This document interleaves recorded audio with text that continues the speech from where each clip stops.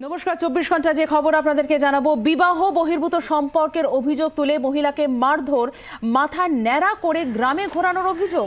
দক্ষিণ 24 পরগনার নামখানার দক্ষিণ চন্দননগরের ঘটনা এটি। ওই মহিলাকে একটি ছেলের সঙ্গে ঘুরতে দেখে ক্ষেপে ওঠেন এলাকার মানুষজন। এরপরই শুরু হয়ে যায় মারধর। মাথা ন্যাড়া করে ঘোরানোর সময় অসুস্থ হয়ে পড়েন ওই মহিলা। তাকে হাসপাতালে ভর্তি করা হয়েছে। নামখানা থানাতে অভিযোগও দায়ের করেছেন ওই মহিলার স্বামী। নকিবউদ্দিন গাজী আমাদের প্রতিনিধি রয়েছেন আমাদের সঙ্গে মুহূর্তে টেলিফোন লাইনে। নকিব, নামখানায় যে ঘটনা ঘটলো তা তো এক কথায় নারকীয় ঘটনা, মধ্যযুগীয় বর্বরতার নিদর্শন বলা যেতে পারে। সঞ্চিতা, বলে রাখি একদম ঠিকই। এইরকম এইরকম একজন গৃহবধূকে মাথা নাড়া করে তার গ্রামে ঘোরানো এবং তাকে মারধর করা, এই একটা অমানবিক এই সমাজে দেখা গেল নামখানাতে। মূলত এই স্বামীর অভিযোগ যে এভাবে আমার স্ত্রী কখনো কারোর সঙ্গে অবৈধ সম্পর্ক কখনো নেই, এভাবে একটা কোনো রাজের এই ঘটনা ঘটিয়েছে।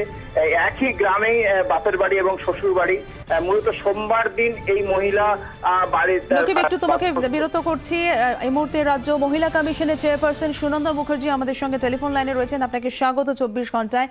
না, বিবাহ বহির্ভূত সম্পর্কের অভিযোগ তুলে মহিলাকে মারধর এবং মাথা ন্যাড়া করে গ্রামে ঘোরানোর যে অভিযোগ উঠেছে নামখানাতে, কি বলবেন এই ঘটনার পরিপ্রেক্ষিতে? আমাদের সমাজে পলিগামিটাই নিন্দনীয়। কেমন মনোগামীর মধ্যেই আমরা মনে করি আমাদের সমাজ সংসার এই বাঁধনে বাধা থাকে। কিন্তু কারো যদি কিছু হয়, সে তার হাজবেন্ড থানায় গিয়েছে, থানাও কোর্টে পাঠাবে, কোর্ট তাকে বিচার দেবে। সে অন্যায়কারী, অপরাধী কি নিরপরাধ, সে কোর্ট তাকে বিচার করবে। থানাও কিন্তু বিচারক নয়, থানা শুধু অভিযোগটা গ্রহণ করবে এই জায়গাটা। কিন্তু সেখানে কে বা কারা এসে তাকে মাথা মুড়িয়ে দেবে, তো মধ্যযুগের আরবে এগুলো চলে বলে কি জানা ছিল আমাদের। কিন্তু এখানেও যদি এই চর্চাটা নেমে আসে, তো মানে ব্যাপক পরিতাপের বিষয়। এটা খুবই পরিতাপের। এর চাইতে ভয়ঙ্কর আর কিছু হয় না। যেহেতু মেয়েদের শরীরটা একটু দুর্বল, সেই জন্য তার মাথাটা ন্যাড়া করে দিয়ে তাকে ঘুরিয়ে দেবে। সুনন্দা, আপনারা কি কোনো ব্যবস্থা নেবেন?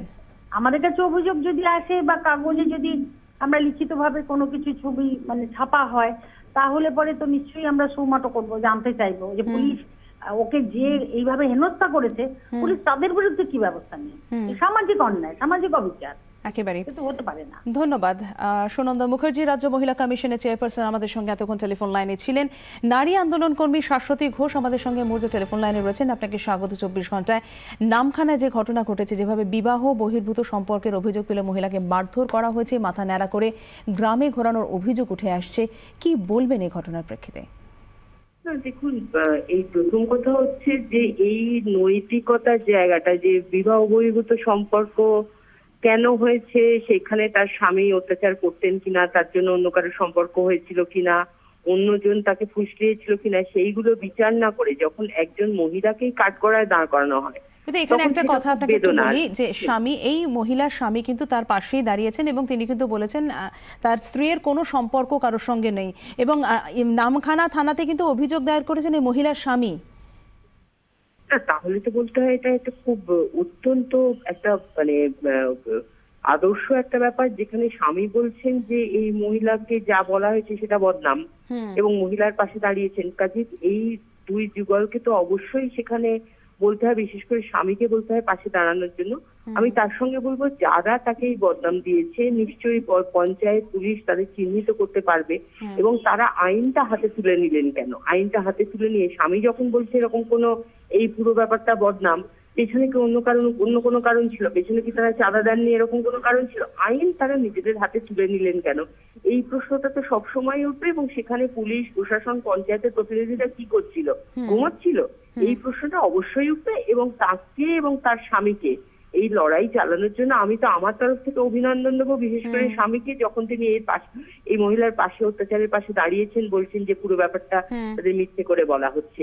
কাজেই আমি আশা করছি পুলিশ বা প্রশাসন অবিলম্বে পদক্ষেপ নেবে এবং এই দম্পতিকে এরপর ভয় দেখানো বা গ্রামছাড়া করার কোনো প্রয়াস নেওয়া হবে না। কারণ যারা এই সমস্ত কাজ করে তার পেছনে দেখুন কোনো একটা মতলব কাজ করে, সেই মতলবে তাদের যেন কোনোভাবে আবার অত্যাচার না করা হয়। ধন্যবাদ শাশ্বতী ঘোষ, নারী আন্দোলন কর্মী আমাদের সঙ্গে এতক্ষণ টেলিফোন লাইনে ছিলেন।